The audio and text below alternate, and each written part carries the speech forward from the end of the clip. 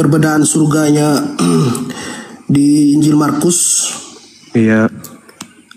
dengan di Al-Quran ini bisa minta dijelaskan nanti Bang. Saya baca yang di Al-Baqarah dulu Bang Juma ya, yang Al-Baqarah 25. Boleh. Dan sampaikanlah kabar gembira kepada orang-orang yang beriman dan berbuat kebajikan, bahwa untuk mereka disediakan surga-surga yang mengalir di bawahnya sungai-sungai. Setiap kali mereka diberi rezeki buah-buahan dari surga, mereka berkata, inilah rezeki yang diberikan kepada kami dahulu. Mereka telah diberi buah-buahan yang serupa, dan di sana mereka memperoleh pasangan-pasangan yang suci. Mereka kekal di dalamnya. Sedangkan kalau di Injil Markus 12:25 ya.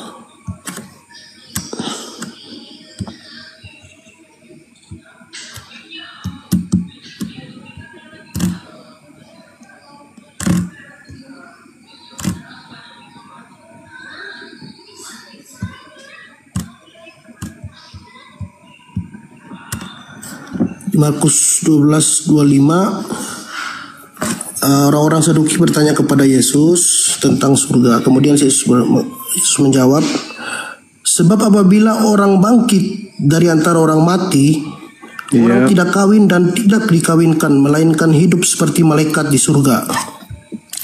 Dan juga tentang bangkitnya orang-orang mati, tidaklah kamu baca dalam kitab Musa, dalam cerita tentang semak duri, bagaimana bunyi firman Allah kepadanya, akulah Allah Abraham, Allah Ishak dan Allah Yakub. Ya, ini tentang perbedaan surganya, Bang Juma. Terima kasih. Iya, baik. Jadi di dalam Markus 12 nomor 25 yang Anda maksud tadi itu, memang betul tidak ada orang kawin-mawin pada saat kebangkitan, Bang. Anda harus membedakan kebangkitan dan di surga atau di jannah. Jadi ketika dikatakan di dalam Markus itu anestemi itu bangkit, baru keluar dari kubur, langsung mau kawin, itu kayak ayam. Saya jadi ingat ayam kakek saya, baru bangun turun dari kandang kejar betina. Jadi manusia itu manusia yang kemudian tertuntun, punya pola, karena manusia itu bukan hewan. Masa bangkit dari kematian langsung kawin? Enggak, Bang. Coba baca kemudian Wahyu 21 nomor 9. Baca Matius 9:15, Markus 2:20, Lukas 5 nomor 35. Wahyu 10 nomor 7. Ada mempelai wanita, mempelai pria di surganya Anda itu. Tapi orang Kristen ini memang cenderung lebih berpikir bagaimana menjatuhkan Islam, tanpa dia lupa bahwa serangan-serangan terhadap Islam itu justru akan menghantam kepala mereka dari kiri kanan dari Bible. Markus 12 nomor 25, sebab apabila orang bangkit dari antara orang mati, kayak mana ceritanya orang bangkit baru keluar dari kubur tiba-tiba mau kawin? Gak ada itu, Bang. Coba Anda baca di dalam Yohanes 5 pengakuan Yesusnya langsung. Kalau kita lihat di dalam kitab saudara, bahwasanya orang dari kubur itu dibangkitkan. Mereka yang berbuat baik akan dibangkitkan untuk mendapatkan surga. Mereka yang berbuat dosa akan dibangkitkan kemudian untuk dihukum berdasarkan perbuatan ketika di dunia. Ini orang baru dibangkitkan dari kubur. Jadi kita di alam kubur, kalau dalam bahasa Ibrani-nya Sheol, kalau dalam bahasa Yunani-nya Hades, kalau dalam bahasa Quran itu barzakh. Jadi alam maut, tempat berkumpulnya manusia-manusia yang sudah pindah dari bumi menuju ke surga atau menuju ke neraka. Mereka singgah di alam persinggahan namanya Sheol atau Hades atau barzakh. Antara dunia dan akhirat. Akhirat itu nanti dua alamnya, yaitu surga dan neraka. Sebelum menuju ke sana, manusia berada di alam barzakh. Ketika kemudian orang bangkit dari alam barzakh, itu dihakimi dulu, kawan. bukan langsung kawin-mawin. Jadi dalil Markus 12 nomor 25 itu tidak salah. Memang itu betul. Sebab apabila orang bangkit di antara orang mati, orang tidak kawin dan tidak dikawinkan. Ya iyalah, pastilah. Orang dihakimi aja kagak, orang kawin-mawin. Ingat, Matius 19 nomor 29. Barang siapa yang meninggalkan istrinya demi untuk Allah, demi untuk kebenaran, demi untuk mengikuti nabi-nabinya, maka Allah menyiapkan baginya 100 kali lipat. Itu kata Yesus. Di surga nanti siapa yang menjadi pengikut Allah, pengikut Tuhan, mengasihi Tuhan, mengikuti nabinya, percaya kepada Yesus hanya utusan Tuhan, maka dia akan mendapatkan 100 kali lipat istri nanti di surga. Mau diapain itu istri kalau ada 100 di depannya tuh? Mau diapain? Mau dijadikan gantungan kunci? Gak mungkin, Bang. Gak mungkin. Nah, coba Anda lihat di dalam Wahyu 21:9. Maka datanglah seorang dari ketujuh malaikat yang memegang ketujuh cawan, yang penuh dengan ketujuh malapetaka. Lalu ia berkata kepadaku, katanya, marilah ke sini, aku akan menunjukkan kepadamu pengantin perempuan mempelai anak domba. Ini kalau sudah di surga. Kalau di alam penantian, menanti keputusan di padang mahsyar, yaitu kita akan dihakimi berdasarkan perbuatan. Dan mereka yang berbuat baik akan keluar dari kubur, bangkit untuk hidup yang kekal. Tetapi yang telah berbuat jahat akan bangkit untuk dihukum. Itu dihakimi orang dulu. Dihakimi, diputuskan. Ini cocoknya kemana? Oh, ke surga. Ini cocoknya ke neraka. Setelah itu mereka dimasukkan ke dalam alamnya masing-masing sesuai dengan perbuatan.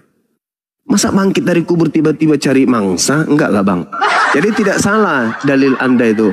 Nah, sedangkan kalau di surganya umat Islam, wabashiril ladina amanu wa amilus salihat anna lahum jannatin tajri min tahtihal anhar kullama ruziku minha min thamaratir rizqa qalu hadzal ladzi ruziqana min qablu wa utubihi mutasyabiha wa lahum fiha azwajum mutahharatu wa hum fiha khalid.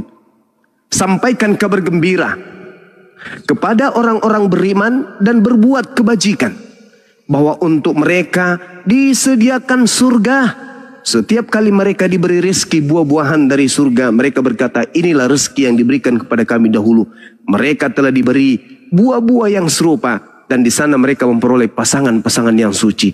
Mereka kekal di dalamnya. Ada satu hal yang perlu Anda perhatikan di sini. Ketika kemudian orang Kristen menganggap dirinya benar, Tuhan tidak memberikan babi untuk dimakan, tapi Kristen inginkan. Oke?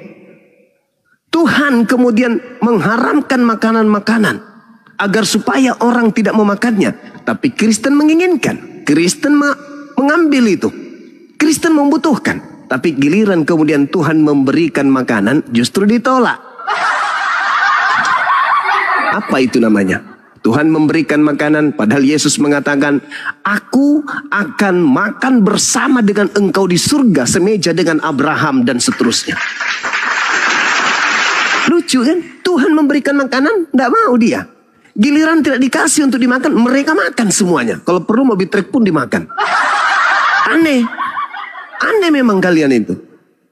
Ketika di surga, itu bukan lagi tempat kita mengabdi.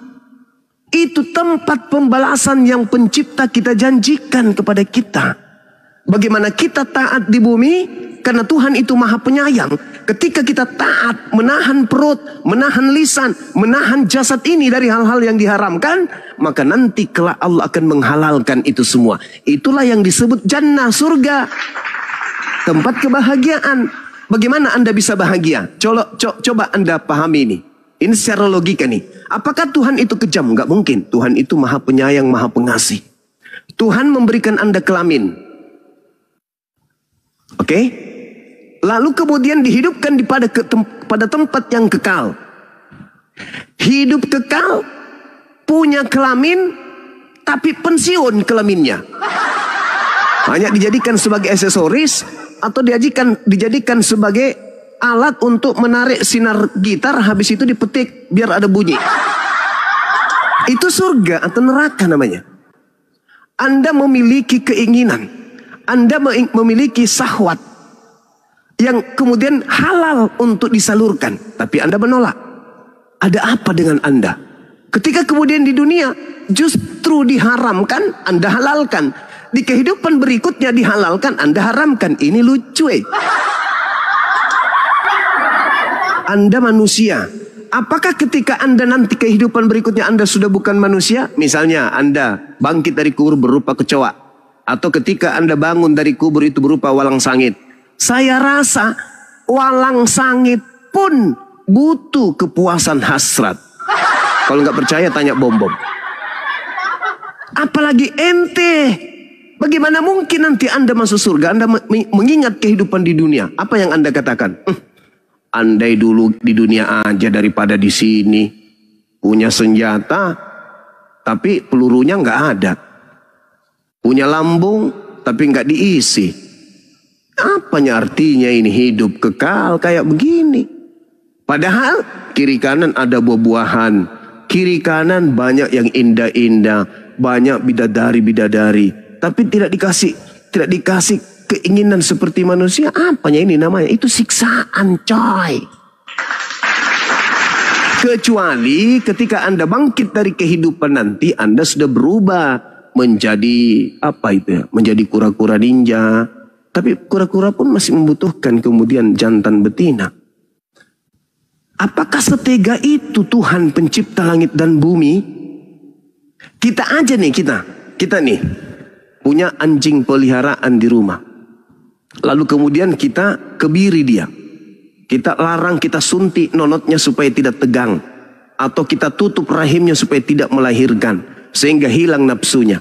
Apakah itu Anda tidak kasihan sama anjing Anda yang begitu gagahnya kemudian lantas kemudian Anda kebiri, apa namanya itu? Dikebiri ya? Apa namanya itu ya? Dihilangkan nafsunya. Senjatanya dikebiri. Gimana siksanya itu binatang?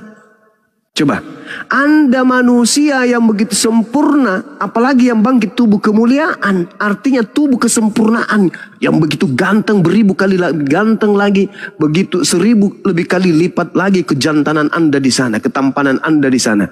Tapi yang ucoknya loyo, letoy, nggak bisa ngapa-ngapain.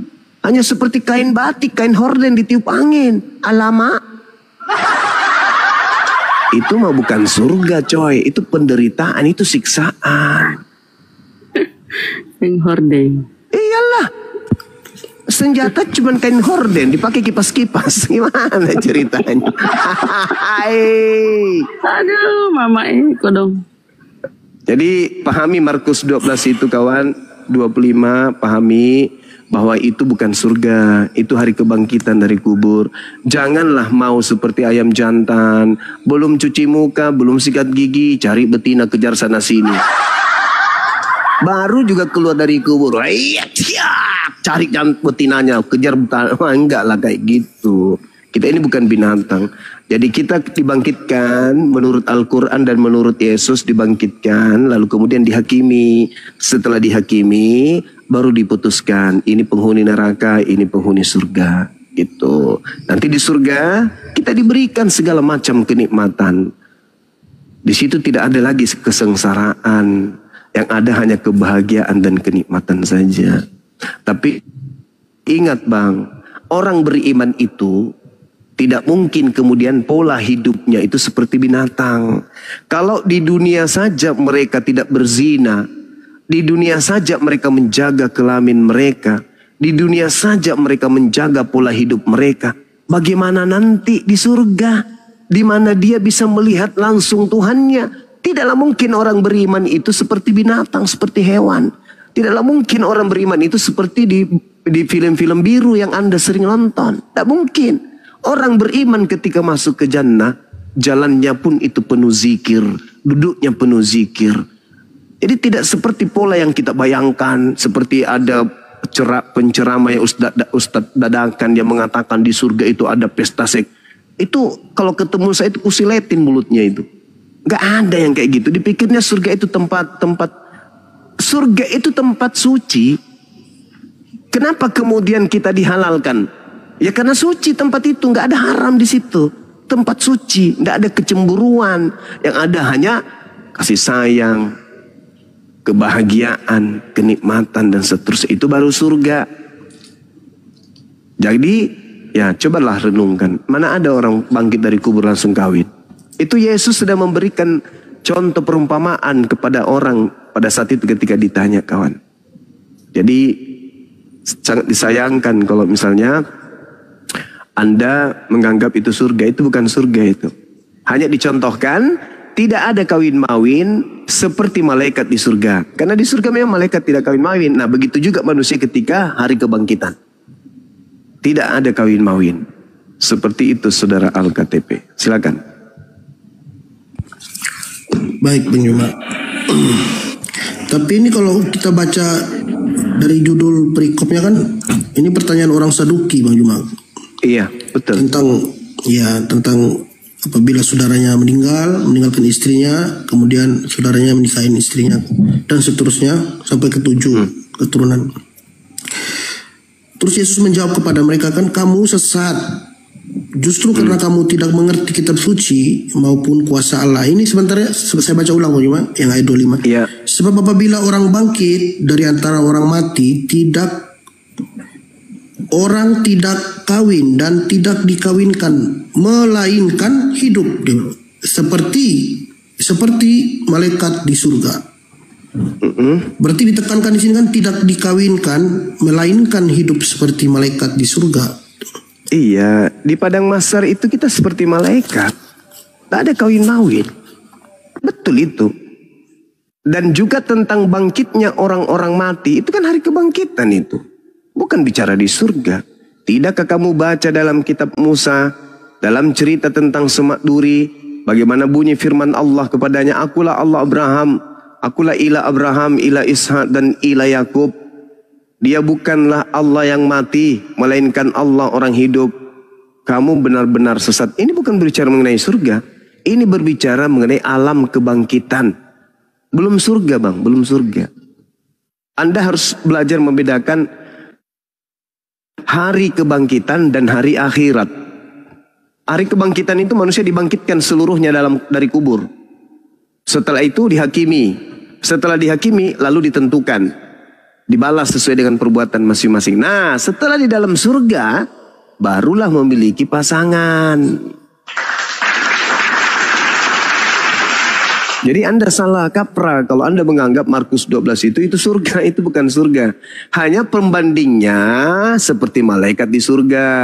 Tetapi manusia pada saat itu masih di masa kebangkitan dari alam kematian, dari alam barzah. Begitu saudara. Coba banyak kali data-data. Banyak sekali data-data yang gimana? Iya tadi Wahyu 21 berapa Bang Juma? 21 nomor 9.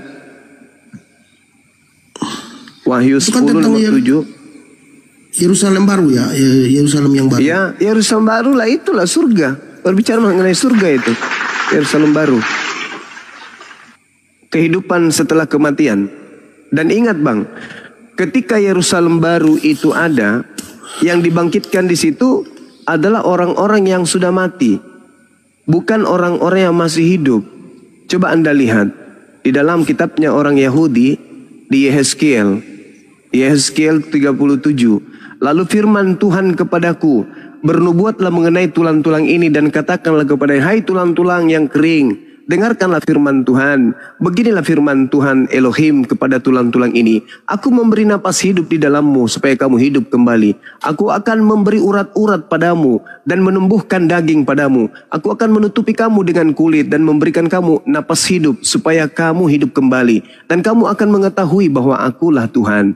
Lalu aku bernubuat seperti diperintahkan kepadaku. Dan segera sesudah itu aku bernubuat. Kedengaranlah suara, sungguh suatu suara gerak-derak. Tulang-tulang itu bertemu satu sama yang lain. Sedang aku mengamatinya. Lihat urat-urat ada dan kulihat daging tumbuh padanya.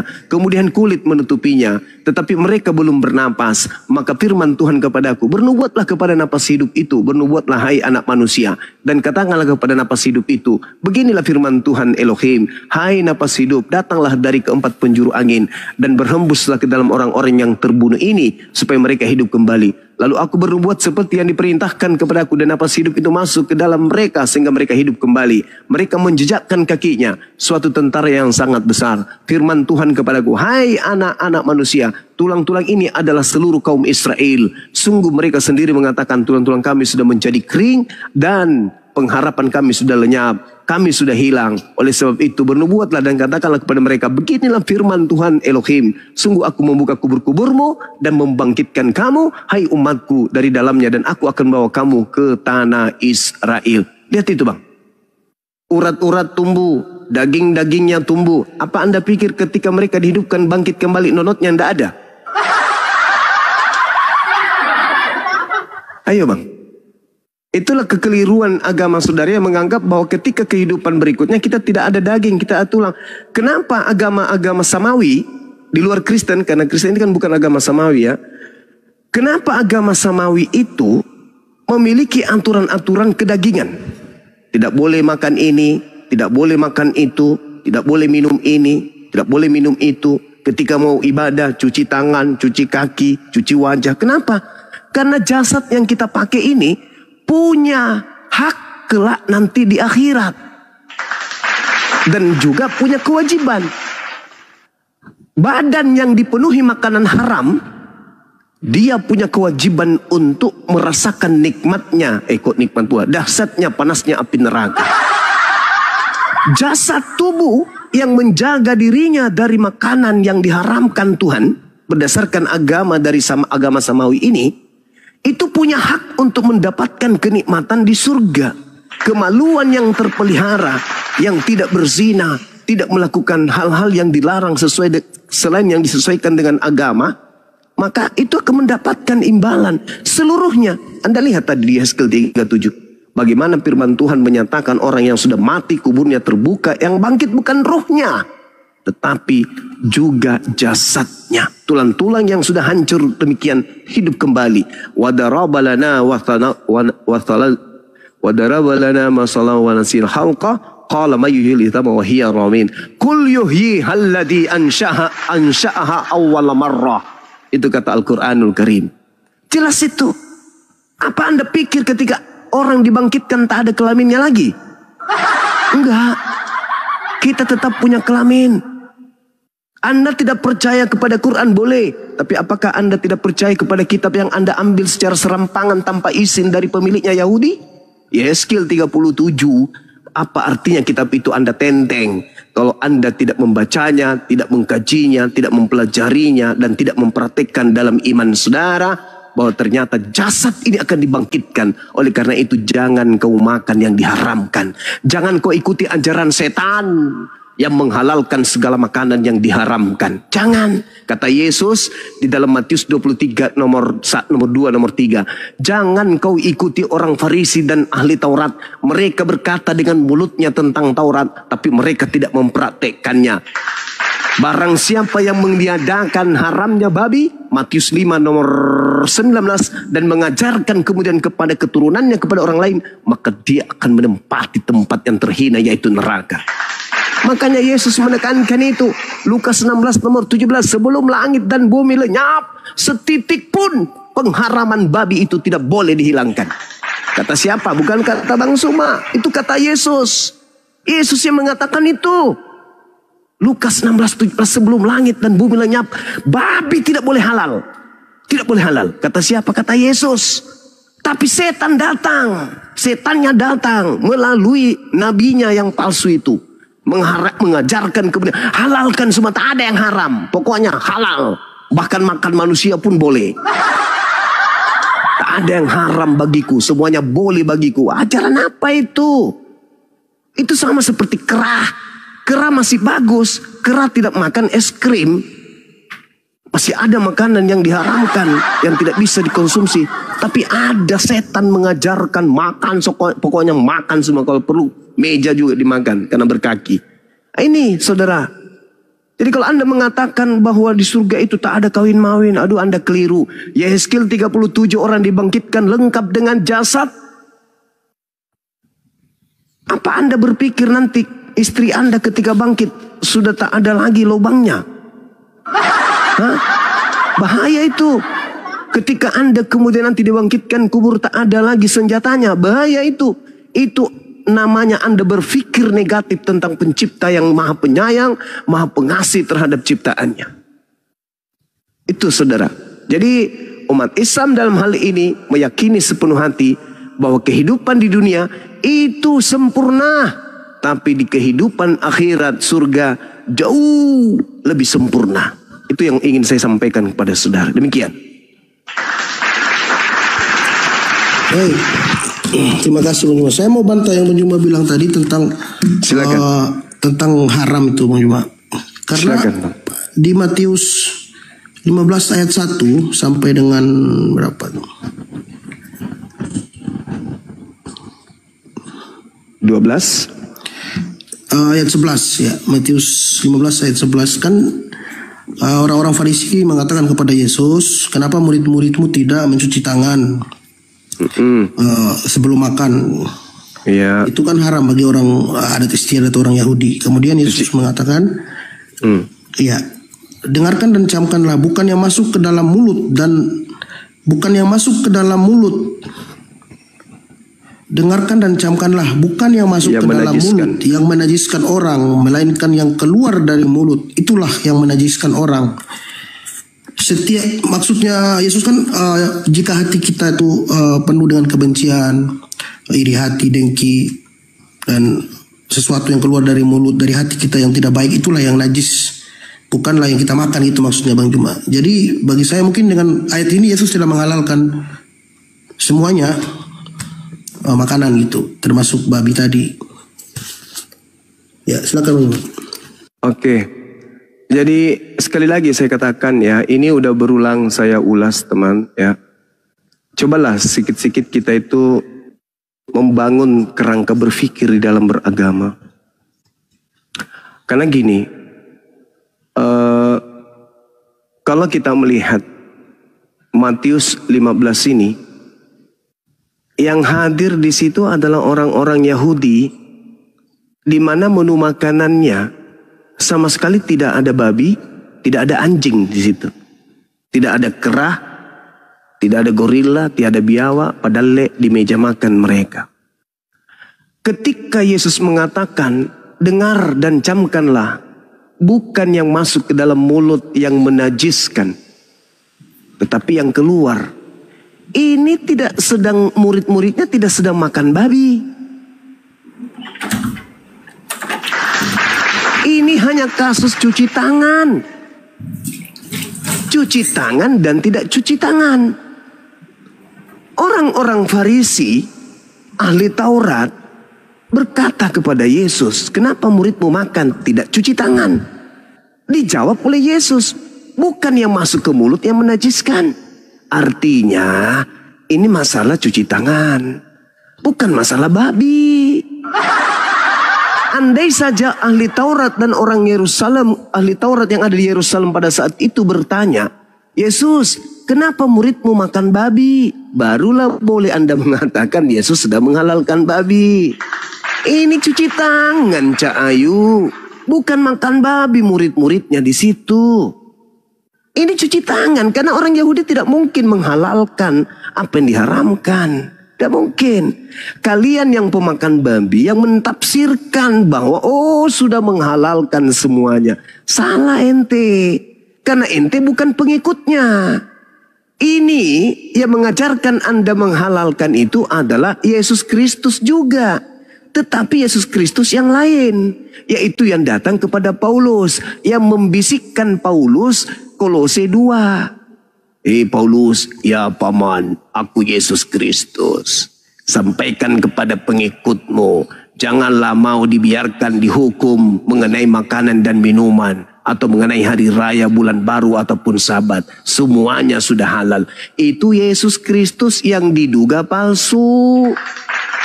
Kalau Yesus Kristus yang datang ke tengah-tengah Bani Israel, itu mak tak menghalalkan babi. Yang tadi itu cuman terkait cuci tangan dan tidak cuci tangan. Jangan kau larikan ke babi, sebab di situ tidak ada menu babi. Begitu saudara, silakan. Dan ingat ya, ingat. Baik. Sabar. Yehezkiel 66, nomor 15, nomor 16, nomor 17. Pencipta langit dan bumi akan datang dan membakar semua pemakan babi tanpa terkecuali. Itu bang. Silakan. Yehezkiel. Oke baik, saya mau bertanya Bang. Silakan. Iya. Iya, saya 66 ya. Saya mau bertanya Bang Juma. Silakan. Kalau di agama Islam, di Muslim, apa boleh menceraikan istri atau misalnya istri menggugat cerai suami, itu boleh gak? Hal yang paling dibenci oleh Allah dan Rasulnya, tapi halal, yaitu cerai. Halal. Apa? Iya halal, tidak haram menceraikan istri. Tidak haram. Dan di dalam kitabmu juga ada kok tentang cerai itu. Nah, kalau di sini saya baca di Markus 10 ayat 11, Yesus berkata, barang siapa menceraikan istrinya lalu kawin dengan perempuan lain, ia hidup dalam perzinahan terhadap istrinya itu. Dan jika si istri menceraikan suaminya dan kawin dengan laki-laki lain, ia berbuat zina. Ya. Berarti diharamkan cerainya. Saudara, Matius 5 nomor 31. Barang siapa yang menceraikan istrinya, hendaklah dia memberi surat cerai kepadanya. Jadi jangan kamu salah artikan. Matius berapa Bang Juma? Mohon maaf. Matius 5. Iya, Matius 5 nomor 31. Silakan Anda buka di situ. Siapa yang menceraikan istrinya harus memberi surat cerai kepadanya. Jadi jangan Anda mensalah artikan Bible Anda sendiri. Sekarang begini. Ketika ada seorang istri berzina, main dengan laki-laki lain, dan itu diulang setelah Anda nasihatin, setelah Anda memberikan maaf, tetapi dia tetap mengulang. Lalu dari hasil dia berzina, dia mendatangkan anak. Di saat kamu menjadikan dia, statusmu masih istri, dia hamil dari laki-laki lain. Dia punya anak. Bagaimana hasratmu ketika dia hamil? Apakah Anda ingin menahan selama 9 tahun, 9 bulan? Itu mustahil. Maka apa solusinya? Ceraikan. Ceraikan. Ada seorang istri yang ketika Anda pergi kerja, cari nafkah, di rumah ada orang tua Anda, ibu yang melahirkan Anda, memberi makan kepadanya dengan wajah yang muram, memberikan uang dengan muka yang tidak enak. Bahkan orang tua yang renta sering dipijak kakinya, ditamparnya, dikasih makanan basi. Dan Anda tahu itu, apa solusinya di dalam agama Anda? Masih tetap memberi nafkah wanita seperti ini? Oh tidak kawan, ceraikan. Kenapa? Karena itu hanya mendatangkan kemudaratan, kemudaratan bahaya yang sangat besar daripada itu. Tuh ada solusi, kita ceraikan secara sah. Matius 5 nomor 31 telah difirmankan juga. Ini firman Tuhan loh. Menurut tradisi Kristen, ini firman Tuhan. Siapa yang menceraikan istrinya harus memberi surat cerai kepadanya. Islam coy. Jadi jangan muluk-muluk kawan. Jangan muluk-muluk. Di dalam agama Anda, toko agama Anda, nggak boleh cerai. Tapi mengkawinkan yang sesama boleh. Bahkan mengkawinkan dengan binatang boleh. Agama apa kayak gitu kawan? Ketika kamu didoktrin di Kristen tak boleh cerai, dalil dalam kitab saudara apa itu? Bahkan Yesus mengatakan apa? Di dalam kitab saudara, barang siapa yang ingin menjadi pengikutku tapi tidak membenci istrinya, dia tidak boleh menjadi pengikutku. Di dalam Lukas pun dikatakan seperti itu. Barang siapa yang meninggalkan istrinya karena Allah, maka dia akan mendapatkan berlipat kali ganda saat ini juga. Artinya Yesus menerangkan boleh cerai pada kondisi-kondisi yang sudah tak bisa dipertahankan. Makanya di konsep Islam, hal yang halal tapi dibenci oleh Allah, dibenci oleh Rasulullah adalah cerai. Tapi kalau tidak bisa ada solusi lain, maka cerai. Kalau bisa mendatangkan kebaikan untuk kedua belah pihak, ceraikan mereka. Tapi kalau justru dengan membuat mereka kemudian semakin erat dalam hubungannya, mereka masih mencintai, jangan ceraikan. Itu Islam. Jadi Islam itu memberikan solusi. Makanya Islam itu ketika dikatakan dia datang sebagai rahmat, maka dia benar-benar memberikan solusi kasih sayang kepada manusia. Seperti itu kawanku. Silakan. Jangan bantah dari. Terima kasih. Ya, silakan. Ya. Tadi sempat Bang Juma singgung tentang Paulus. Kalau menurut saya, apa yang dikatakan Paulus benar. Seperti yang tertulis di Galatia 1 ayat 12. Karena aku bukan dia menerima Injil bukan dari manusia kan. Tapi itu sinkron Bang Juma dengan di Kisah Para Rasul 9, di mana waktu berjalan ketika ia sudah dekat kota itu, tiba-tiba cahaya memancar dari langit mengelilingi dia. Kan dia bilang bukan dia menerima Injil bukan dari manusia. Benar, berarti dia menerima dari cahaya dari langit. Oke. Sebuah cahaya yang memancar dari langit dan mengelilingi dia. Ia rebah ke tanah dan terdengarlah suara olehnya, suatu suara yang berkata kepadanya, Saulus, Saulus, mengapa kau menganiaya aku? Jawab Saulus kepadanya, siapakah engkau Tuhan? Katanya, akulah Yesus yang kau aniaya itu. Tetapi bangunlah dan pergilah ke dalam kota, di sana akan dikatakan kepadamu apa yang harus kau perbuat. Itu kan Injil Yesus. Karena bagi kami Yesus Kristus adalah Injil. Baik. Itu Bang Juma. Saudara, tadi Anda membawa Galatia 1 nomor 12. Aku menerima Injil bukan dari manusia tapi dari Yesus Kristus. Berarti yang datang kepada Paulus itu Yesus Kristus yang bukan manusia. Betul? Ya betul, seperti ini yang seperti di Kisah Para Rasul 9 kan dia cahaya, suara yang keluar dari cahaya itu. Oke, baik. 2 Yohanes 1 nomor 7. Siapakah penyesat itu? Bukankah dia yang pergi ke seluruh dunia, yang tidak mengaku Yesus Kristus datang sebagai manusia? Penyesat adalah yang tidak mengaku Yesus Kristus datang sebagai manusia. Itulah antikristus. Makanya Kristen ini anti Yesus. Anti Yesus dalam hal yang diutus kepada Bani Israel. Kalian itu memang pengikut Yesus yang datang ke Paulus. Ingat saudara, ingat sekali lagi. Paulus mengaku Yesus itu bukan manusia. Dia datang mengajarkan dia Injil. Dan itu Yesus yang bukan manusia. 2 Yohanes 1 nomor 7. Penyesat antikristus itu adalah dia yang tidak mengaku bahwa Yesus datang sebagai manusia. Siapa orang itu? Paulus. Izinkan saya 1-2 menit ya berbicara setelah ini. Anda dengarkan, Anda nanti koreksi saya. Al-Quran saya mengatakan begini. A'udzubillahi minasyaitonirrajim. Wa innahu la ilmul lisa'ah wa la tamtarunna biha wattabi'un hadza siratun mustaqim. Dan sungguh Nabi Isa alaihi salam adalah pertanda datangnya hari kiamat.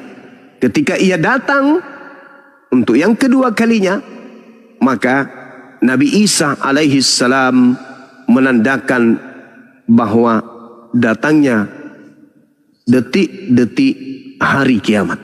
Nah, di Al-Quran ketika Nabi Isa turun untuk yang kedua kali, itulah detik kiamat. Itulah saatnya kiamat. Bagaimana Anda lihat di dalam Matius 24 di data nomor 2, nomor 3 dan seterusnya. Ketika ditanyai kemudian oleh murid-muridnya, Guru, ya paman, apakah tanda-tanda kedatanganmu? Sama seperti Al-Quran. Tanda-tanda kedatangan Nabi Isa. Tanda-tanda kedatangan Yesus. Anda baca nomor 27-nya di Matius 24. Apa yang dikatakan di situ? Sebab sama seperti kilat memancar sinarnya dari timur sampai ke barat, demikianlah tanda kedatangan anak manusia kelak. Yang kedua, matahari menjadi gelap. Data nomor 29. Matahari menjadi gelap, bulan tidak bercahaya, bintang-bintang berjatuhan, kuasa-kuasa langit berguncang, Anak manusia Yesus akan nampak di langit. Seluruh manusia di atas muka bumi ini akan memandang dia. Itulah tanda kedatangan Yesus. Lalu tidak sampai di situ, kata Yesus. Kalau ada yang datang mengaku Yesus Kristus, tapi tidak dibarengi dengan tanda itu, jangan kau percaya.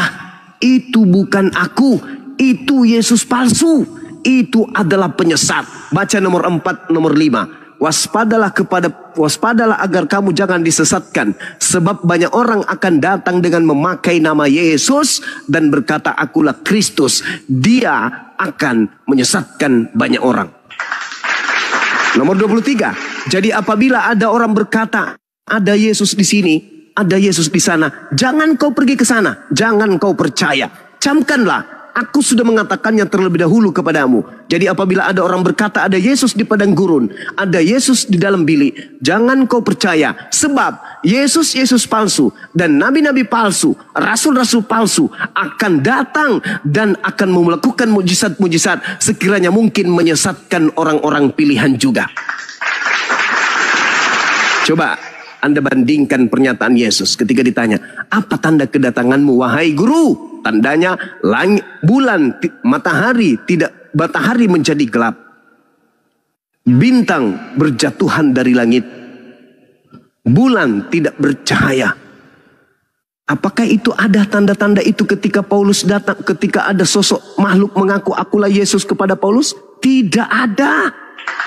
Bahkan dengan bangganya Anda mengatakan itu Yesus karena dia datang berupa cahaya. Bong, catat. Lukas 10 nomor 18. Yesus dengan mulutnya berkata kepada muridnya, aku melihat iblis turun dari langit, jatuh dari langit berupa cahaya. Jadi apabila ada orang berkata ada Yesus di sini, jangan kau percaya. Sebab tanda kedatanganku, matahari tidak bercahaya, matahari menjadi gelap, bulan tidak bercahaya, bintang-bintang berjatuhan. Itulah yang diterangkan dalam Al-Quran. Wa innahu la ilmul lisa'ah fala tamtarunna biha wattabi'un. Dan sungguh Nabi Isa benar-benar kedatangannya menjadi pertanda akan datangnya hari kiamat. Bersambut dengan ucapan Yesus, rangkulan dengan ucapan Yesus, jelas searah dengan tanda-tanda kedatangannya menurut Yesus. Jadi yang datang cuman ketemu pada saat dia sujud tahajud, ketika dia umroh, kemudian dia mimpi ketemu dengan cahaya, bersuban panjang, berjanggut punjang, matanya menyala dan seterusnya. Itu bukan aku. Jangan kau percaya. Itu penyesat yang mengaku Yesus Kristus. Ingat Matius 24 nomor 4 nomor 5. Waspadalah agar kau jangan disesatkan, sebab banyak penyesat yang akan datang dengan memakai namaku. Namaku siapa? Yesus. Berarti penyesat yang mengaku Yesus, dan dia akan berkata aku Kristus. Berarti penyesatnya Yesus Kristus. Paulus ketemu dengan cahaya. Siapakah engkau? Tuhan. Coba. Diarahkan lisannya Paulus mengatakan Tuhan, padahal dia nggak tahu itu Tuhan atau bukan. Langsung. Kenapa? Karena Paulus adalah orang pilihannya si penyesat tersebut. Diduga. Akulah Yesus yang kau aniaya. Pergilah ke seluruh dunia, jadikanlah seluruh manusia jadi pengikutku.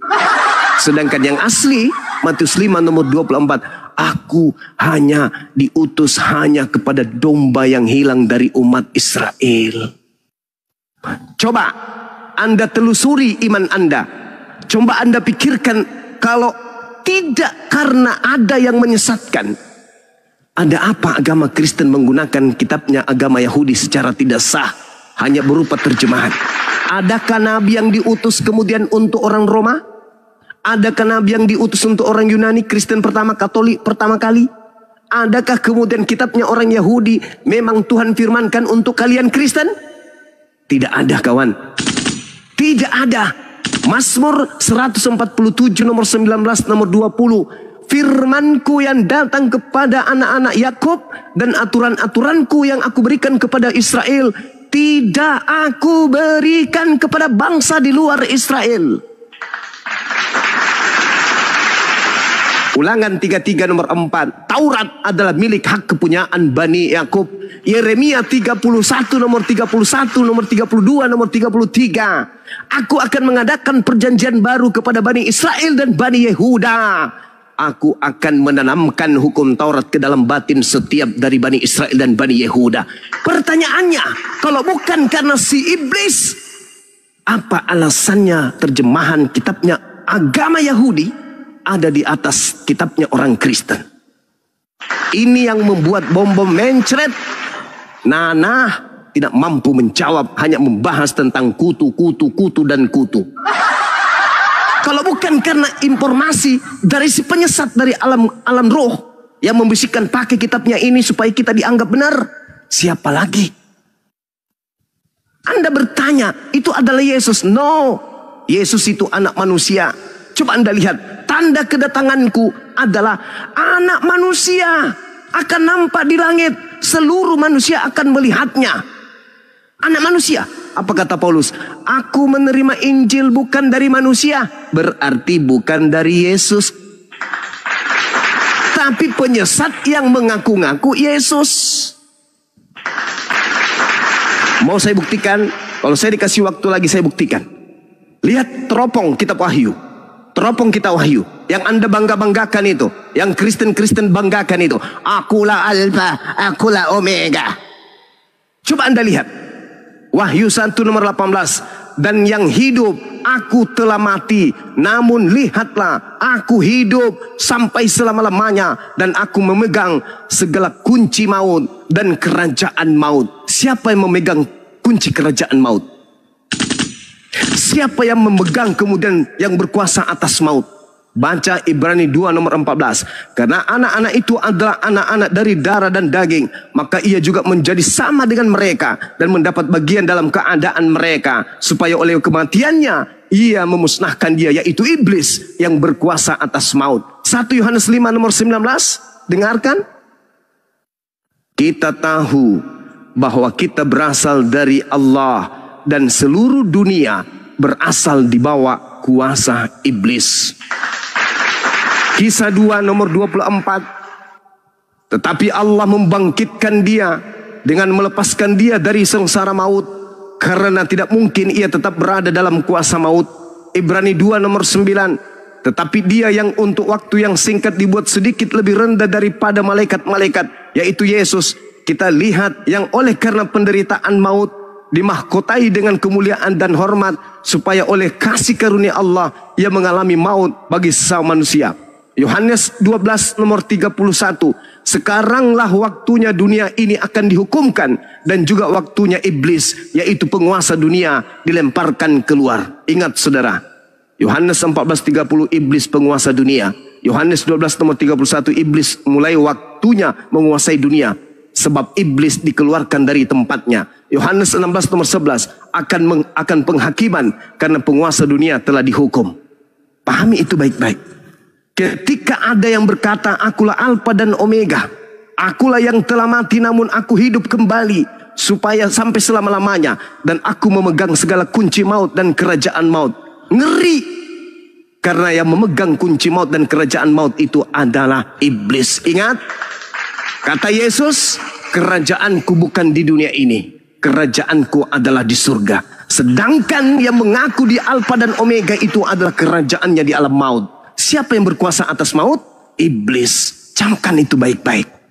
Camkan sekali lagi, saya katakan. Camkan sekali lagi.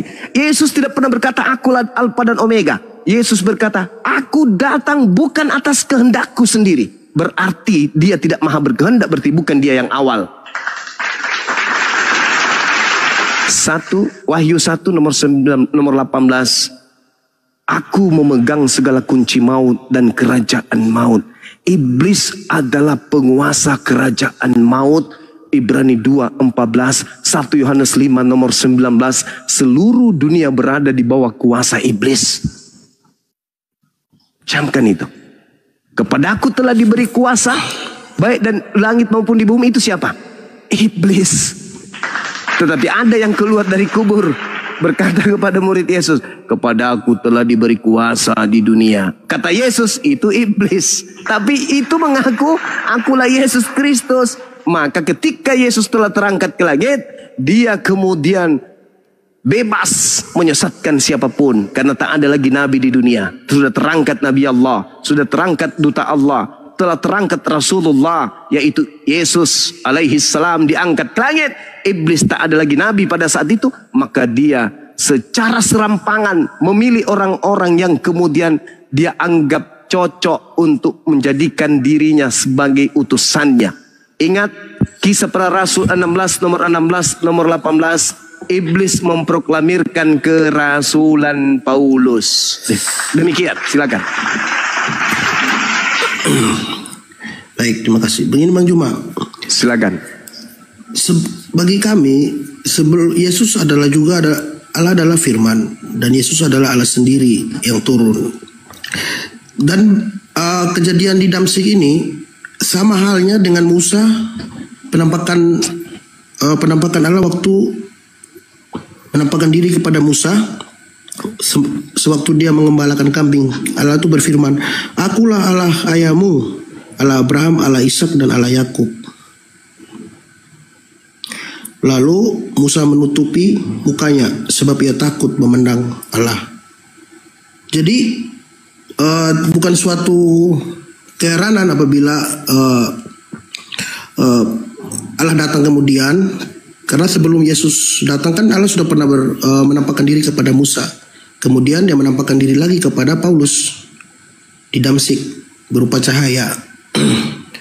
Jadi bukan suatu ini sebenarnya suatu yang aneh gitu Bang Juma. Oke. Di Keluaran 3 ayat 1 ya sampai berapa tuh? 6. Karena sebelumnya kan Allah pernah menampakkan diri juga kepada Nabi Musa. Jadi apabila dia menampakkan diri kepada Paulus di Damsyik, karena waktu sebelum Yesus turun kan Yesus adalah Allah sendiri yang menampakkan diri kepada Musa. Kemudian dia menampakkan diri lagi kepada Paulus di Damsyik gitu Bang Juma. Oke. Murid-murid Yesus, apapun yang terjadi terhadap gurunya, percaya bahwa Yesus itu utusan Tuhan.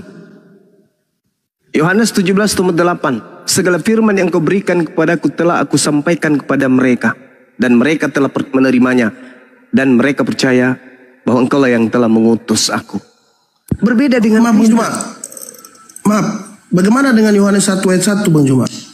Yohanes 1 nomor 1 pada mulanya adalah firman. Firman itu bersama-sama dengan Allah. Ya. Yesaya 55 nomor 11 itu jawabannya. Mazmur 33 nomor 9 itu jawabannya. Innama amruhu ita arada syai'an ayyakula lahu kun fayakun. Allah bersama dengan kemaha berkata-kata yang ada pada dirinya. Segala sesuatu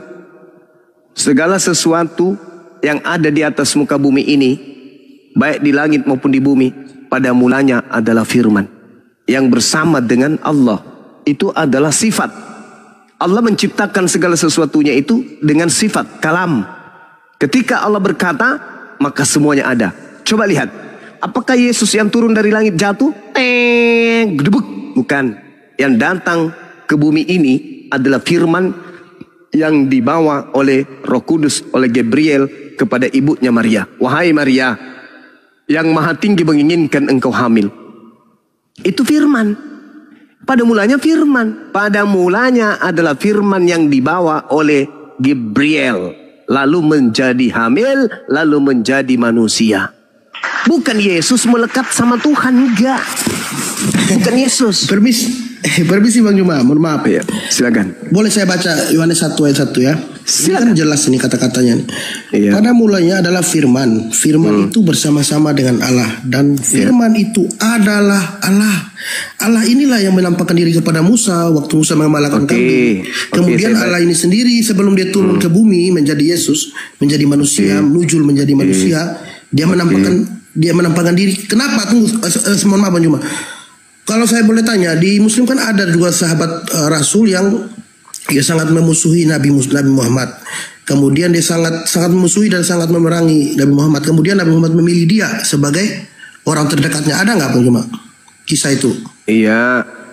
Ya, berarti Betul. itu kan ya itu mirip sekali saya sudah pelajari, makanya saya mirip sekali dengan Paulus karena Paulus waktu itu dia sangat tunggu sebentar. Beda. Ya, baik, saya baca dulu sebentar baik. Silakan.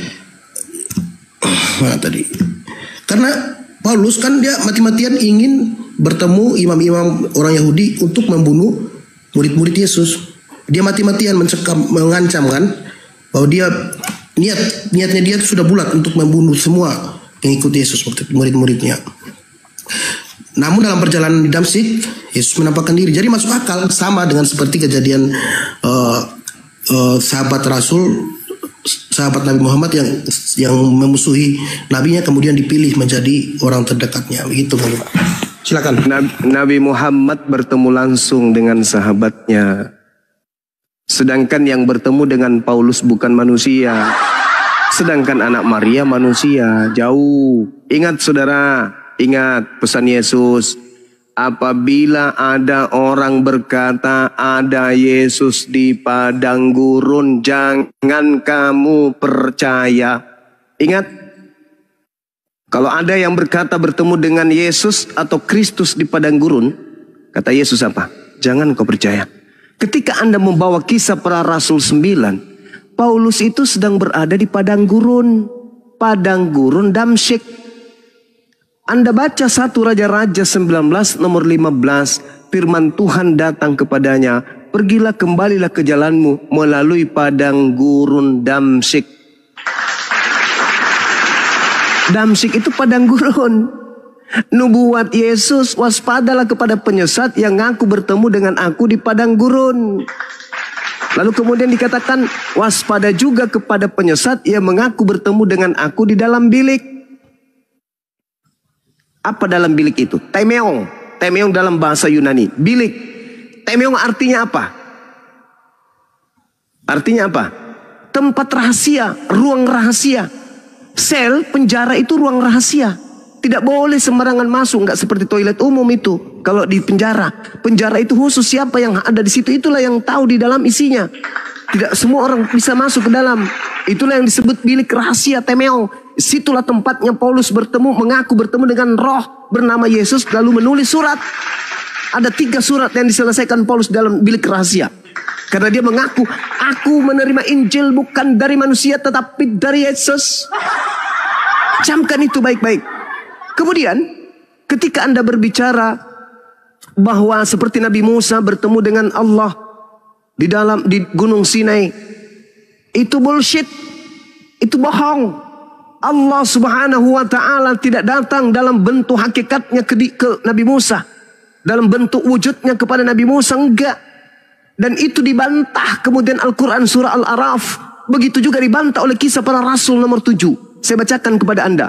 Nomor 35. Musa ini yang telah mereka tolak dengan mengatakan, siapa yang mengangkat engkau menjadi pemimpin dan hakim? Musa ini juga telah diutus oleh Allah sebagai pemimpin dan penyelamat oleh malaikat yang telah menampakkan dirinya kepada Musa di semak duri. Musa inilah yang menjadi pengantara dalam sidang jemaat di padang gurun di antara malaikat yang berfirman kepadanya di Gunung Sinai. Kisah para Rasul 7 nomor 35 nomor 38. Yang kamu sangka Tuhan datang kepada Musa, itu hanya malaikat. Ingat saudara, Yesus berpesan, waspadalah kepada penyesat yang datang kepadamu dengan memakai namaku dan berkata, akulah Yesus Kristus. Tanda-tanda itu, ketika aku datang, tanda-tanda itu menyertai aku. Sedangkan yang datang kepada Paulus, adakah tanda itu? Bukalah cakrawala berpikir Anda. Adakah tanda itu? Andai saja yang datang kepada Paulus di padang gurun Damsyik itu adalah Yesus anak Maria, maka 2000 tahun lalu dunia ini sudah kiamat. Tidak ada lagi dunia hari ini. Kenapa? Karena ketika yang asli datang, maka tanda-tanda bintang-bintang berjatuhan, matahari tidak bercahaya, matahari menjadi gelap. Coba kau bayangkan saudara, kalau satu hari matahari tidak terbit, Hari kedua tidak terbit lagi. Hari ketiga tidak terbit lagi. Apa yang terjadi? Alam kita ini akan beku. Bintang-bintang berjatuhan. Kamu pikir bintang itu lebih kecil dari bumi? Enggak. Satu bintang bisa menutupi alam bumi ini. Hancur alam kita ini. Kalau dia jatuh, itu tanda kedatangan Yesus. Jadi kalau ada yang datang ngaku-ngaku Yesus, meskipun 1 juta, 1 miliar orang atau makhluk ngaku-ngaku, aku ya Yesus, dengan segala macam mujizat yang dia perlihatkan, itu bukan Yesus. Kecuali tanda-tandanya ada. Apa itu? Matahari menjadi gelap, bulan tak bercahaya, bintang berjatuhan, kuasa-kuasa langit kemudian berguncang, dan Yesus nampak di tengah langit, dan kita seluruh manusia di atas muka bumi ini dari seluruh bangsa akan mengetahui bahwa dia datang. Itu baru Yesus yang asli. Selain daripada itu palsu. Izin Bang Juma. Silakan. Sebenarnya kalau kita mau lihat kan, kita lihat sebab mengapa Yesus menampakkan diri kepada Paulus. Ini kan sama Paulus. ceritanya. Bukan Yesus, saudara. Bukan Yesus. Sekarang saya tanya samamu. Ketika Yesus ditanya, apa tanda kedatanganmu? Tanda kedatanganku, matahari menjadi gelap. Bukan itu maksudnya saya gini, mohon maaf. Nah, apakah tanda itu ada ketika ada makhluk itu datang kepada Paulus? Ada atau tidak ada? Ada tidak? Tidak. Berarti itu bukan Yesus. Tapi begini Bang Juma, kalau kita lihat dari sebabnya, mengapa dia menampakkan diri, ini sama dengan kejadian Umar bin Khattab, sahabat Nabi Muhammad. Kan ada kejadian di mana Umar bin Khattab adalah sahabat Nabi yang awalnya membenci Nabi Muhammad, namun kemudian menjadi sahabat setia dan membela Islam. Nah, kenapa dia dulu membenci? Sama kayak persis dengan Paulus, karena kejadian di Kisah Para Rasul 9 ayat 1 tuh, sementara itu berkobar-kobar hati Saulus untuk mengancam dan membunuh murid-murid Tuhan.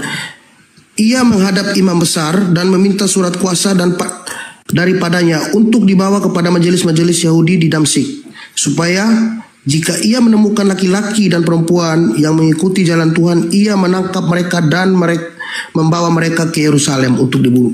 Jadi sebabnya sama kejadiannya dengan sahabat Nabi tadi. Maksudnya ada mengapa sampai Yesus menampakkan diri gitu. Ada sebabnya gitu. Karena Paulus ini ingin membunuh pengikut-pengikut Tuhan gitu, Bang Juma. Ya. Jadi ada sebab gitu. Jadi masuk akal bagi saya gitu loh. Ya, silakan. Tapi izinkan saya bertanya sama saudara. Ya. Di dalam Matius 12 nomor 38 sampai nomor 45. Angkatan jahat ahli Taurat dan orang Farisi bertanya kepada Yesus, "Guru, kami ingin melihat suatu tanda darimu." Jawab Yesus kepada mereka, angkatan jahat dan angkatan tidak setia ini menuntut suatu tanda, tetapi kepada mereka tidak akan diberikan tanda selain tanda Nabi Yunus. Sebab seperti Yunus tinggal dalam perut ikan 3 hari 3 malam, demikian juga anak manusia akan tinggal dalam perut bumi 3 hari 3 malam.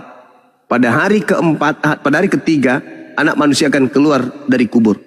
Anda tadi mengagung-agungkan Paulus karena berkobar-kobar ingin membunuh, menganiaya dan seterusnya, lalu bertobat. Saya ingin bertanya, siapa oknum yang dimaksud Yesus di dalam Matius 12 nomor 43 dari data orang Farisi dan ahli Taurat berkaitan dengan tanda angkatan jahat?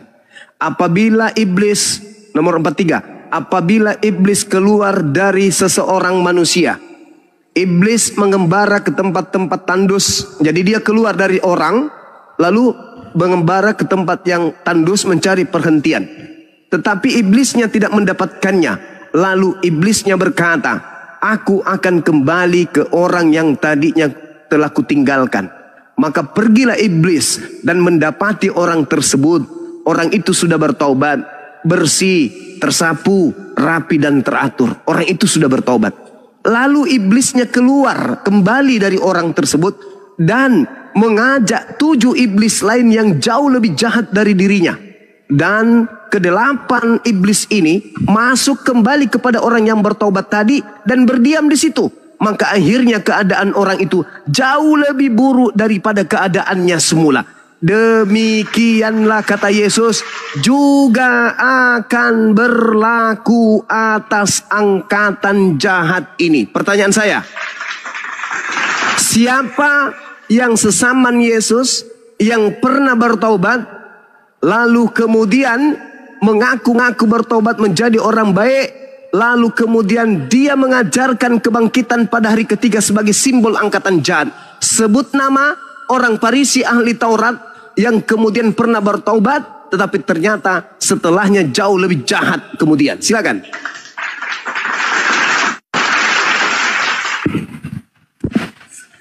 Ya, kalau di Kisah Para Rasul memang betul. Paulus, ini kan judul perikopnya udah Saulus bertobat kan. Matius 12. Angkatan jahat minta satu tanda. Dan siapa yang menggaungkan tentang penyaliban ke seluruh dunia, tebusan dosa dengan penyaliban, bangkit pada hari ketiga, itu orang Farisinya. Lalu semakin menjadi-jadi. Nah, kata kuncinya ada di Matius 23. Matius 23 nomor 1, nomor 2, nomor 3. Orang-orang Yahudi ahli Taurat dan orang Farisi telah menduduki kursi Musa. Mereka berkata-kata tentang Taurat tetapi mereka tidak mempraktekkannya.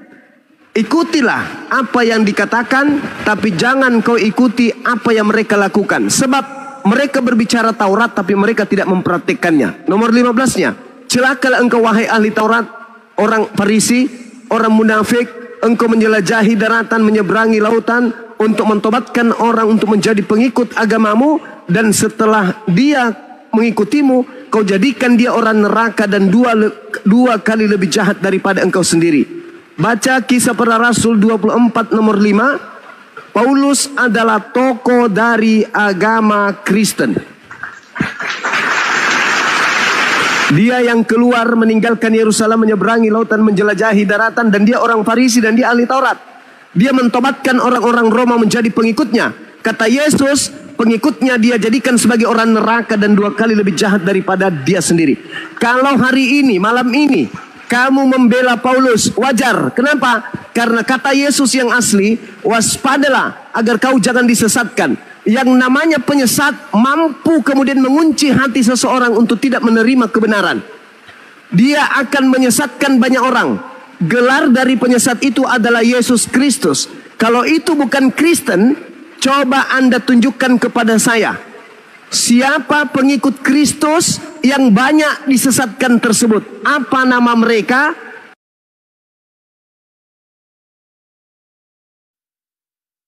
Kristus. Dan Kristen ini pengikut Paulus, dan Kristen ini kemudian benar-benar menyembah kepada yang disebut Yesus Kristus. Sedangkan Yesus anak Maria mengajarkan murid-muridnya menyembah yang ada di langit yang disebut Elohim. Silakan Anda renungkan, Anda boleh menjawab, Anda juga boleh tidak menjawab. Terima kasih. Demikian dari saya. Di sini noise teman-teman, hujan, di tempat saya hujan.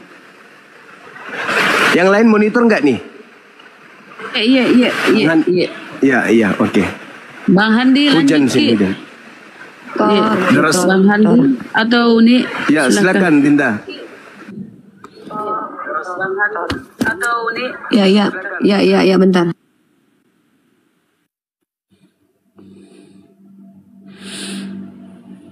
Gimana Alkitab? Udah ini tercerahkan. Terus saya mau tanya Bang Juma, bagaimana dengan Kisah Para Rasul 20 ayat 6, Paulus menghidupkan orang mati? Jika dia Bang KTP, Bang Zuma katanya tadi hujan, kan sudah dengarkan. Iya. Nah, kalau mau lanjut sama saya, silakan tadi yang ditanyakan tentang apa? Tentang dia menghidupkan orang mati, betul? Ya. Ya udah, Abang baca lagi kitab Anda. Bukankah Yesus mengatakan penyesat itu juga bermukjizat dan melakukan tanda-tanda besar? Jadi jangan parameter bermujizat itu langsung dianggap sebagai orang yang benar ya. Karena penyesat pun bisa bermukjizat atau memiliki tanda-tanda ajaib gitu. Lanjut.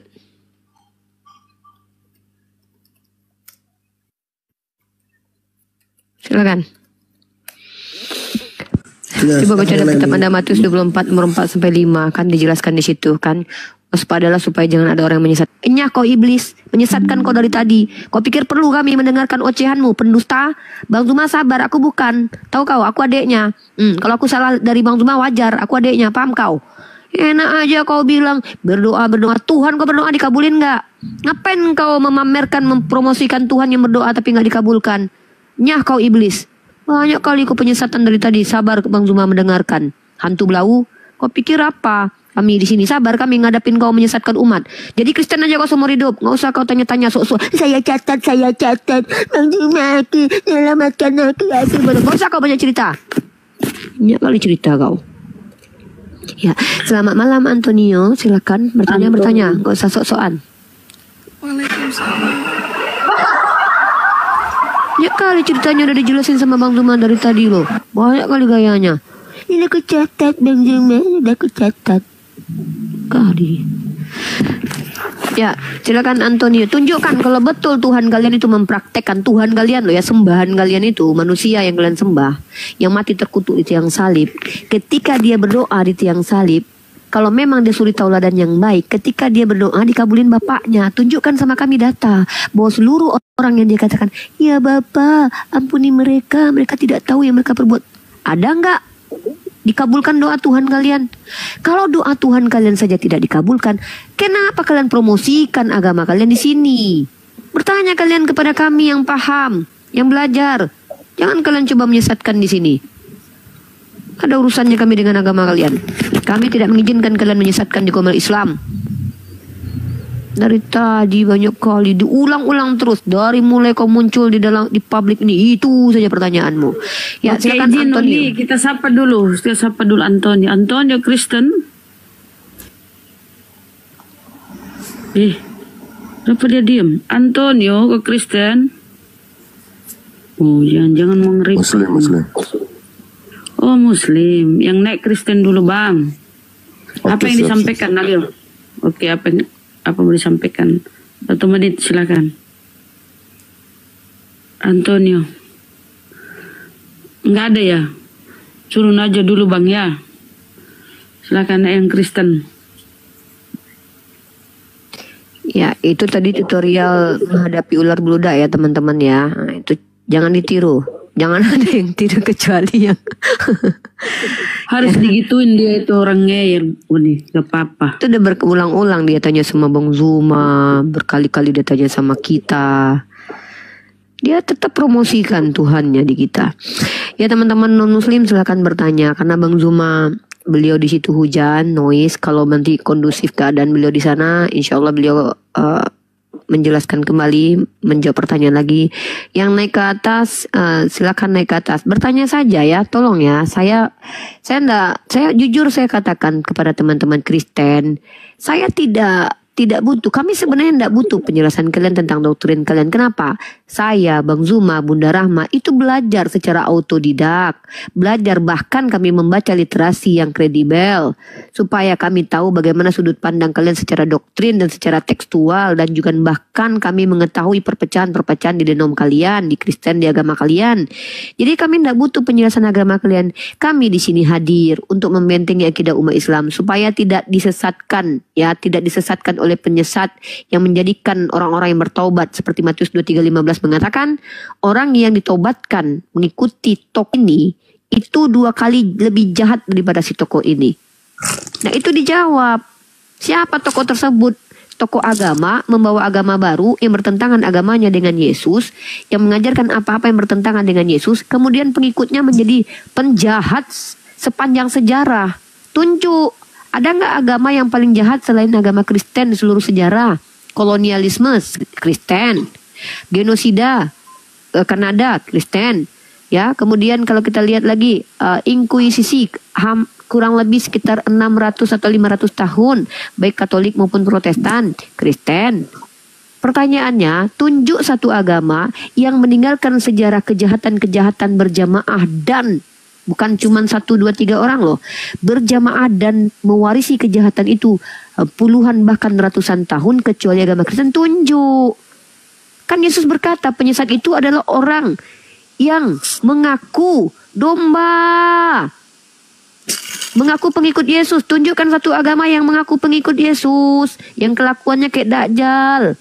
Menghujat, kabur ke luar negeri, mengatasnamakan Tuhan, menginjak kitab suci orang. Tapi dibanggakan oleh umat Kristen siapa? Siapa? Coba tunjuk. Ayo, pakailah akalmu. Apakah ada Islam merusak peradaban sepanjang sejarah? Tidak ada. Kristen pernah. Kapan itu? Di abad ke-19, abad ke-9 ya. Di mana pada waktu itu gereja menjadi otoritas tertinggi, mandek peradaban, gelap gulita sayang, gelap. Yang mengeluarkan siapa? Peradaban Islam. Kalau ditanya ke saya, Riva, apa guna Islam bagi peradaban? Saya bisa jawab. Kalian bisa nggak menjawab?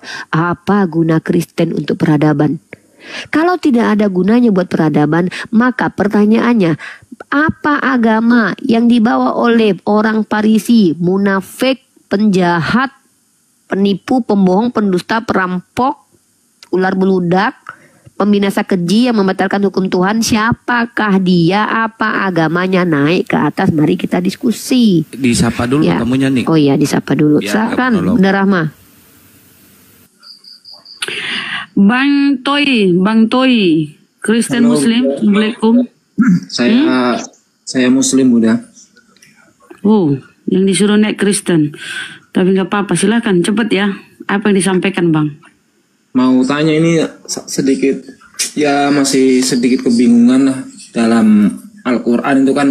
Saya Muslim insya Allah, tapi saya kadang bertanya kepada para ustadz saya, pertanyaannya itu jawabannya itu belum memuaskan, Bunda.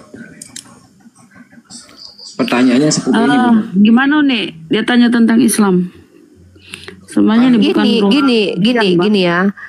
Ustadznya saja tidak memuaskan, apalagi saya, Bunda. Saya bukan ustadz, saya Bunda Bebe. Lah kan ya Bang ya. Jadi ini mohon maaf ya Bang ya, ini bukan ruang kajian tentang Islam. Lain kali Bang ya kalau ada memuaskan gimana saya coba. Ya Bang ya. Oke, terima kasih Bang ya, Bang Toy. HRK ya Bang, terima kasih. HRKS25, selamat malam, assalamualaikum kalau Muslim. HRKS25,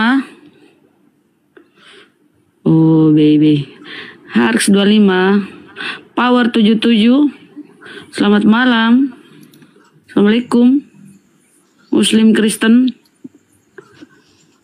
Power. Udah pada tidur kali ya, gara-gara si KTP. Aku 26 ya. Kristen Muslim. Kristen. Aku. Oh Kristen. Oh cewek. Oh Bunda, Mbak. Silakan. Sama Uniripa ya, silakan Bu. Bentar, Mbak aku. Tolong dikondisikan dulu suaranya, itu noise di belakang. Oh iya. Gede banget. Dikondisikan dulu ya, biar enak didengarnya. Kalau misalkan ada noise di belakang ya gak enak didengarnya, Mbak. Ya buat teman-teman tolong di follow akun yang di atas semuanya ya. Loporenya diklik tuh. Gimana, udah aman suaranya? Udah lumayan. Udah merdu semerdu Epitamala. Silakan, Mbak. Ya rencana sih mau kayak ngobrol santai aja sih tadinya sama Bang Juma. Pengennya langsung. Boleh. Masih ada tuh. Boleh. Silakan Gurunda, monitor Gurunda. Ada pasien yang harus segera diobati ini. Udah akut. Masih kencang suaranya, hujan sini. Lanjut aja dulu. Mudah-mudahan sebentar lagi ini. Nggak lama kok. Ya ngobrol aja dulu Kak. Iya silakan. Nanti Kakak kalau seandainya pengennya Bang Zuma yang jawab, nanti di skip dulu. Nanti Bang Zuma kalau sudah kondusif, nanti beliau bergabung bersama kita. Di sini ada kebetulan saya anak baptisnya Bang Zuma ya Kak ya. Jadi semua ilmu Bang Zuma itu sudah diturunkan ke saya juga. Jadi biasanya jawaban saya ya jawaban Bang Zuma karena saya dan Bang Zuma satu gitu. Sebelum divalidasi Bang Zuma nggak apa-apa, sama saya juga nggak apa-apa. Silakan Kak. Oh, jadi gini kan Kak, dari kemarin sih ngikutinnya Kak Hani, cuman kayak masih belum ada waktu, dan kemarin sempat naik, diturunkan gitu. Terus ya saya sih juga masih belajar ya kan, makanya tadi coba bertanya-tanya. Boleh Kak, saya temenin belajar ya, kebetulan saya juga sedang belajar. Ya, silakan Kak, bertanya saja Kak. Ya akhir-akhir ini kayak sering merenung ya kan gitu kan, dosa nggak ya kalau misalnya aku tuh mengkhianati Yesus lah Isa ya gitu ya kan, kalau di Islam itu bilangnya Nabi ya kan gitu kan. Dosa nggak ya kalau misalnya aku tuh bilang aku tuh 50-50, percaya Islam iya, percaya di Kristen juga iya gitu kan, tapi ada iya enggaknya juga, pokoknya kayak 50-50 banget. Oke, saya jawab sedikit boleh ya Kak? Tapi agak banyak sedikitnya Kak ya. Mohon di-mute dulu, kita ngobrol santai ya. Berdosa Kak mengkhianati. Mohon izin sebelum ke ibu ini, tolong buat para moderator jangan naikin Kristen yang lain dulu, fokus dulu ke ibu ini ya. Fokus dulu ke ibu aku. Namanya siapa Bu? Mohon maaf. Oh, masih Grace aja, Grace. Jangan panggil ibu, panggil Mbak Grace aja kan. Oke, Beb Grace silakan dilanjut ya buat ya, Mbak jangan Grace. naikin yang lain. Cek. Assalamualaikum semuanya. Waalaikumsalam warahmatullahi wabarakatuh. Jadi Mbak Grace berdosa kalau Mbak mengkhianati Yesus seperti kelakuan umat Kristen ya. Oh, enggak dengar kan? Dengar, kalau Dian di-mute dulu. Giliran cewek aja berebut kalian pengen ngomong semuanya. Parah ini. Dasar ya Akang sama Goldian. Oke lanjut. Gini Mbak Grace, berdosa besar karena Anda mengkhianati Yesus seperti yang dilakukan umat Kristen keseluruhan. Kenapa saya katakan begitu? Karena iman Kristiani itu konsekuensinya mengkhianati Yesus. Yesus katakan kehidupan kekal hanya mengenal Engkau satu-satunya Allah. Di Kristen bilang kehidupan kekal dia termasuk Allah. Kata Yesus, aku tidak meniadakan hukum Taurat. Di Kristen hukum Taurat dibatalin mengikuti Paulus. Berdosa Kak, berdosa karena Yesus berkata, tidak semua yang memanggil aku Tuhan, Tuhan masuk ke dalam kerajaan surga, melainkan yang mengikuti kehendak Bapakku. Jadi Kak Grace, kalau mau selamat jangan khianati Yesus. Kayak saya mencintai Yesus dengan sepenuh jiwa, hati dan raga, dan mengimplementasikan kecintaan saya kepada Yesus. Karena orang Islam adalah orang yang pasti memuliakan dan mencintai Yesus. Kenapa? Umat Islam tidak pernah mengatakan dia terkutuk sebagaimana yang disampaikan Paulus dalam Galatia pasal 3 nomor 13 Kak. Catat ayatnya Kak. Umat Islam tidak pernah mengatakan bahwa dia mati konyol dihabisi. Bahkan Kak, bagaimana mungkin orang Kristen dikatakan sebagai orang yang mencintai Yesus ketika percaya bahwa Yesus dilecehkan? Astagfirullahalazim. Coba kakak lihat berita ini Kak. Ngeri Kak kalau jadi Kristen Kak. Serius. Saya nggak ngajak kakak jadi Islam ya, tapi saya cuma bilang berdosa kalau di Islam menjadi orang Kristen. Nih Kak, beritanya ada Kak. Ini The Conversation Kak. Kalau kita bikin karya ilmiah boleh Kak ngutip dari media. Yesus juga korban pelocohan. Astagfirullah, ini jahat banget Kak.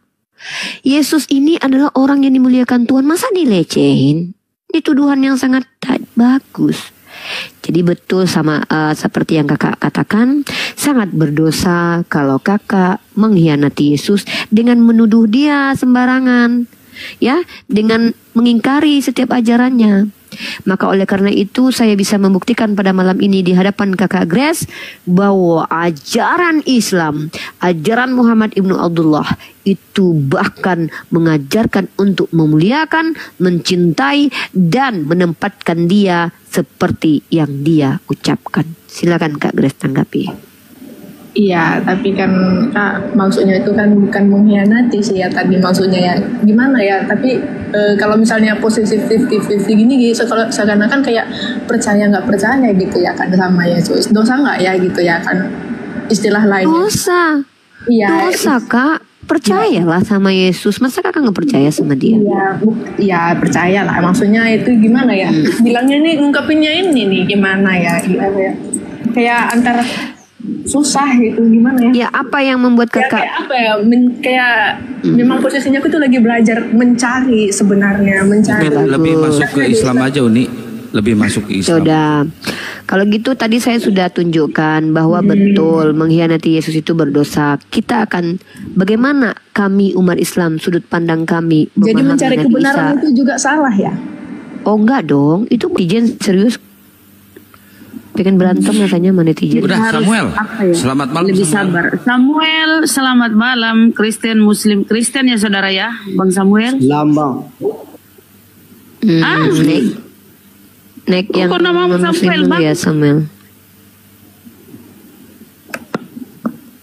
Bang, namamu Samuel kok kau Muslim, Bang?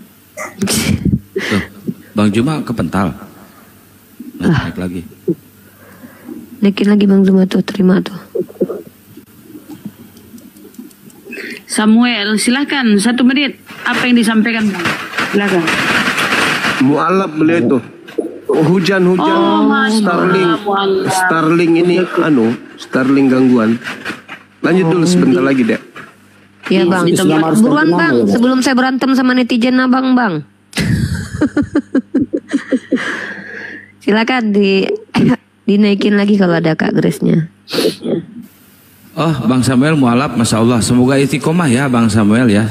Sehat selalu. Amin. Kita masuk Islam itu harus ganti nama ya Bu? Enggak. Aman. Kalau namanya tidak mengandung penghujatan dan doa-doa kata-kata buruk nggak apa-apa sih Samuel. Samuel itu kan bahasa ini ya, bahasa Ibrani itu kan. Ibrani. Tuhan mendengar Samuel itu artinya. Iya, Samuel gitu. Samuel, Ismail. Ya, bagus. Namanya asal jangan Samuel. Kalau Samuel bahaya itu. Iya, kalau bahkan Lucifer aja namanya bagus artinya dalam bahasa Latin Lucifer, pembawa terang artinya. Mana tadi aku coba dicari teman-teman. Mungkin lagi kepental. Kenapa Uni? Iya, Mbak Grace tadi gara-gara Akang dia turun. Akang sih. Oh. Akang sih. Dia pengen ngobrol sama Bang Zuma. Akang sih, suara Akang. Tapi ditambah kali ya Samuel Rahman, kasih Rahman ini atau hari ini Akang maunya ngopi banyak, emang nggak kembung? Iya. Mogi. Coba yang sampai 200 ya, yang naik teman-teman. Sambil dilihat teman moderator itu siapa namanya tadi? Kak aku. Mbak Grace. Nama akunnya aku. Ya, nama akunnya aku itu. Insya Allah itu naik lagi tuh aku. Tuh dia ada Kak aku. Hilang jaringannya. Iya, saya tahu dan saya paham ternyata sehati dengan prinsip dan pendapatku, hilang jaringannya. Masya Allah. Loh kok diturun? Enggak, kirain diturunin. Enggak, saya gedein biar Mbak kelihatan. Iya, hilang jaringannya langsung mati. Ya, monggo Kak aku lanjut aja. Jadi tadi lupa apa bahas. kira-kira? Ya, saya tadi tanya Kak. Apa hal yang membuat Kakak tidak mau bersyahadat? Silakan Kak.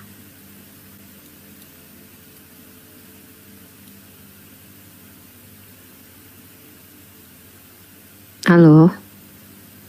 Ternyata sinyalnya tidak mendukung malam ini, guys. Oh. Kak Grace. Kepental lagi saudara-saudara yang terkasih. Kayaknya Kak Grace pakai Starlink kayak Bang Zuma bermasalah. Starlink lagi bermasalah. Ya, nanti kalau naik lagi disuruh geser ke tempat yang damai dan tentram. Beliaunya. Soalnya ini kayaknya insya Allah login. Doain teman-teman, insya Allah login. Insya Allah. Dia kalau udah dengar suara saya pasti terpukau dan terharu. Terpesona atau terharu. Amin. Jangan gitu Akang nanti Bu Yuni cemburu Ya naikin lagi ada kayaknya Kang di bawah. Nggak tahu saya. Nggak ada minta naik lagi. Coba dicek di Jambak aja, di Jambak. Tapi ini malah tambah banyak yang minta naik taruh. Jangan dinaikin aja, dicentang aja. Tapi Mbak Grace-nya nggak ada. Ya Allah. Ya, halo dosa. Halo. Dosa, namanya kok dosa? Dosa? Maaf, kepencet Bunda, Oh, maaf. kepencet ya Bang? Iya Bang. Oke.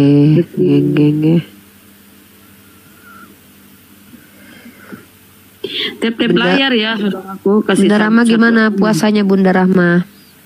Alhamdulillah lancar nih. Alhamdulillah. Ternyata nggak enak ya jadi Bunda Rahma ya. Giliran kita ngomong disuruh diem gitu. Karena netizen ini udah dikasih tahu. Ngerasain banget gak enaknya. Oh iya. Di bawah waktu typingan, Uni diam. Iya, padahal tadi bilang Bang Zuma tadi. Udah aja marah-marah. Sebenarnya mereka cinta, cuma dia bingung mengungkapkan dengan kata-kata apa. Nggak, kalau aku bukan cinta sih. Kalau menurut aku mereka kita berdamai aja nih. Bukan, kalau aku nggak bisa berdamai Bunda. Aku memusuhan sama mereka. Jadi mereka ini gini Bunda. Mereka itu nggak mengerti bahwa kita ini ya kan hadir di sini itu juga belajar mendengarkan narasi. Kadang aku kan bosan tuh sama materi itu aja. Kadang aku duduk di tempat Bang Zuma tuh dengar materi baru, mana tahu kayak materi yang menyamar iblis itu kan materi baru tuh di Zoom dulu kita nggak pernah dengar. Nah, kadang aku pengen dengar tuh ayat-ayat mana yang disampaikan Bang Zuma, ntar aku catat. Mereka nggak sadar itu kalau kita juga walaupun kita apologet kita tetap nggak berhenti belajar. Nah jadi ketika Bang Zuma seandainya beliau sedang ada urusan atau apa, kenapa kita menyambung? Kenapa kita berani menyambung? Karena memang kita gurunya sama gitu loh. Jadi apa yang disampaikan Bang Zuma kita sepaham. Tapi kan mereka kan nggak mau mengerti itu gitu loh. Jadi seolah mereka kalau saya lihat ya itu sebenarnya ternyata nggak bagus. Turun Bunda Rahma, karena Bunda Rahma juga belajar ya sama ke Bang Zuma. Apa yang disampaikan Bunda Rahma ya itu yang diajarkan Bang Zuma gitu. Karena kita ini ya. Tuh dibilang kesabaran kita setipis itu. Mereka nggak tahu aja kalau kita udah colok mata mereka ya Bunda ya. Ini nggak sabarannya setipis tisu teman-teman. Colok aja lah. Ibaratnya gini, kita ini ibarat satu tubuh kan. Kita nggak boleh bernarasi tidak sesuai dengan beda narasi, nggak boleh kita beda narasi loh. Iya betul. Nggak bisa kita beda narasi, nggak bisa kita saling tabrakan narasinya. Jadi sebagai pemimpin, sebagai guru kita harus ini di sini begini ya kan. Nggak bisa. Bunda Nepi, assalamualaikum warahmatullahi wabarakatuh. Bunda Nepi. Bunda Nevi, assalamualaikum. Kepencet dia. Iya, kepencet. Ini ada yang begini. Kalau ada yang lain naikin nggak Oten? Naikin aja sambil nunggu si itu. Naikin aja daripada ngedengerin emak-emak kurang belanja pada ngoceh. Kalau nggak ada kita juga nggak seru kali. Ya kan Bun? Tadi itu, ada kita rame. Sebenarnya tadi itu ini bagus masuk dulu. Kenapa sih dia ragu dengan keimanannya? Ada apa? Kemudian kenapa dia melirik tertarik dengan Islam? Nah itu nanti kita masuk supaya kasih perbandingan kan ajaran di Kristen Islam. Bagaimana? Iya betul Bunda. Kita tunggu dulu. Mudah-mudahan dia bisa naik lagi. Kayaknya pakai Starlink juga tuh. Ini ada Erieto Sardini berapa kali naik? Mungkin non muslim nih, coba naikin dulu. Halo Wawan. Halo Mbak. Ya muslim non muslim? Aku muslim. Oh ya, ada yang menyampaikan. Oh Erieto saya juga muslim. Kita prioritaskan yang non muslim dulu naik ya, biar mereka bertanya tentang Islam Kanawi. Sebentar dulu dong, jangan dipotong. Saya belum selesai ngomong loh. Ya. Silakan bertanya dulu buat teman-teman muslim kalau bisa prioritaskan di sini room untuk non muslim ya. Silakan. Assalamualaikum. Ya mau tanya. Waalaikumsalam warahmatullahi wabarakatuh. Saya kan muslim dari lahir. Kan kayak itu merasa kayak iri banget sama mu'alaf gitu. Mu'alaf udah dewasa, udah matang gitu, baru masuk Islam, dosa-dosanya diampuni. Jadi maksudmu kamu murtad dulu? Jangan dipotong dulu. Kayak kita kan punya hutang puasa, hutang sholat. Ini aku ngomong. Seperti itu untuk yang mungkin belum ibadahnya kurang ketat dari orang tua. Oke, cukup Bang, kita udah paham. Bang, kita udah paham. Begini saja ya. Baguslah kalau Abang mau introspeksi diri. Artinya Abang ini nggak sombong, mengakui kesalahan. Segeralah tobat nasuha, tidak mengulangi perbuatan yang kemarin-kemarin. Itu aja intinya. Jangan boleh Anda cemburu sama mualaf, artinya sebagai motivasi untuk lebih baik sebagai seorang muslim. Perbanyak bertobat, istighfar, jangan diulangi lagi kesalahan yang lalu-lalu. Oke Bang ya, setuju ya? Oke Bang. Semangat. Ya. Terima kasih Bang. Assalamualaikum. Waalaikumsalam warahmatullahi wabarakatuh. Bener sama Bang ngegas aja dia. Aduh ya Allah, astagfirullahaladzim. Aduh. Yang kena batunya tuh gara-gara dibawa kan, bunda diam. Dia kena batunya. Kenapa ya? Kok dia iri? Emangnya mau murtad baru? Ada aja. Ya Rohul. Ya lo Rohul. Saya lebih menghormati, mengapresiasi orang yang seperti tadi mengakui kesalahan. Tapi banyak juga loh orang sombong loh. Iya, daripada sombong mending mengakui kesalahan. Betul. Dan istighfar, memperbaiki diri ke depannya itu lebih bagus. Dia pengen memperbaiki diri gitu ya. Iya, salut kita sama orang yang kayak tadi. Makasih Tawadu ya, tawadu. Betul. Silakan. Halo Rohul. Rohul, kalau nggak ada suara kita turunkan ya. Oke. Jarang loh nih orang pernah nyolong ayam mengaku loh, jarang loh. Jarang. Kecuali dia bertobat, dia sadar bertobat. Aku dulu ngaku pernah waktu masih SMA dulu nyolong ayam, tapi nyolong ayam tetangga, tante om saya, itu pun saya nggak jual, saya sembeli, saya makan rame-rame anak-anak sama teman-teman gitu. Iya benar. Waktu itu kan Bang Andi waktu nyolong ayam waktu itu kan nyolongnya kan kalau nggak salah sekali sehari. Setiap minggu 7 kali. Nah, itu nggak nyolong namanya, itu kerjaan namanya, rutin. Ya lo Pak Ari. Bang Andi tolong maki dulu lah netizen yang bilang kalau ada Bang Andi diam dulu. Kalau Bang Andi, kenapa sih orang-orang ini aneh? Tolong Bang Andi marahi dulu mereka Bang Andi. Mereka nggak tahu aja Bang Andi. Itu bebas, biarin aja bebas. Oh iya ya, netizen bebas. Tidak ada pertanggungjawaban atas omongan netizen itu. tanpa mereka nggak rame, jadi nggak ada semua nggak rame. Kalau nggak ada netizen Vladimir Putin nggak takut, Vladimir Putin aja takut, mana netizen Indo loh, jangan salah. Netizen itu bebas, tidak mempertanggungjawabkan. Netizen Indonesia tuh. Netizen itu bebas. Netizen itu bebas, dia tidak mempertanggungjawabkan. Netizen ini adalah raja memang. Apalah ya. Netizen itu dulu ya.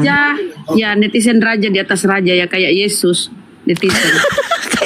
Boleh Bunda, jangan gitu.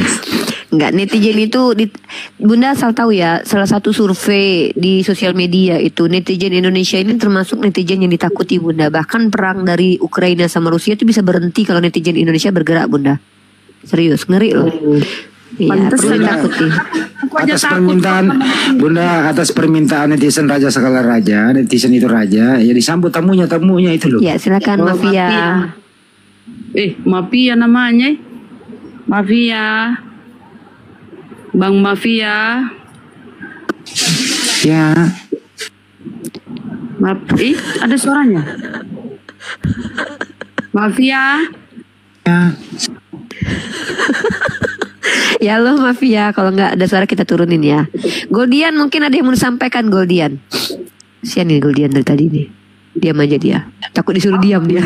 Ya ada sih, aku lebih suka nyimak dengerin Gurunda ngejelasin. dengerin Uni nyampein Bunda Rahma, Bunda Mila. Ya enak memang kalau kita nyimak Bang. Nanti aja kalau baru dibutuhin baru. Ya, silakan Pak Ramli. Ini Ramli ini pasti Islam. Tolong yang naik Kristen dulu saudara ya. Tolong yang naik Kristen. Bang Hadi belum diskusi. Uni pun baru pemanasan. Ramli, kau Muslim kan? Selamat malam. Kok Kristen? Namanya Ramli. Selamat malam. Bener Ramah. Ramli itu nama di kampungku. Mana ada hotel tapi gak apa-apa. Udah Bunda, jangan fokus ke nama, fokus ke esensinya aja. Justru ada namanya Julius Muslim. Udah lupakan nama, biarlah mau nama apapun, Cibi Marukocan pun nggak apa-apa. Ya Pak Ramli. Kalau ada hotel lagi ya, kalau Gurunda masih ngeleh. Daripada nanti dimarahin terus. Enggak, gue nggak takut dimarahin, gue nggak peduli dimarahin siapa, kecuali Bang Zuma yang marahin, gue baru berhenti. Kalau Bang